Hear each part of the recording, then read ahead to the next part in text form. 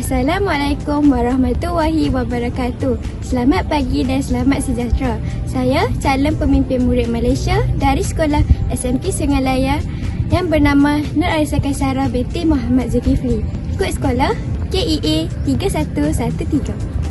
Hari ini saya akan menyatakan 5 ciri pemimpin murid. Yang pertama ialah beradab.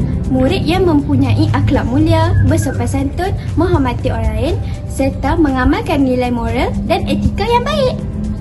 Ciri yang seterusnya adalah berilmu. Murid yang memiliki pengetahuan yang luas, berfikiran kreatif serta mampu mengamalkan nilai ilmu dalam kehidupan seharian.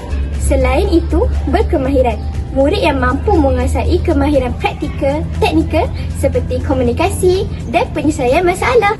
Di samping itu, ciri pemimpin yang mempunyai sifat berdaya tahan. Murid yang kuat dari segi fizikal, emosi dan mental serta mampu menghadapi cabaran dan tidak berputus asa. Akhir sekali adalah pemimpin yang berkeyakinan tinggi. Murid yang yakin terhadap potensi diri, berani mencuba sesuatu perkara yang baru serta berkomunikasi dengan baik. Sebagai melabuh tirai pembincangan, murid sejahtera bukan sahaja melahirkan generasi yang cemerlang, malah mampu melahirkan masyarakat yang bersatu padu, berakhlak mulia demi kemajuan negara.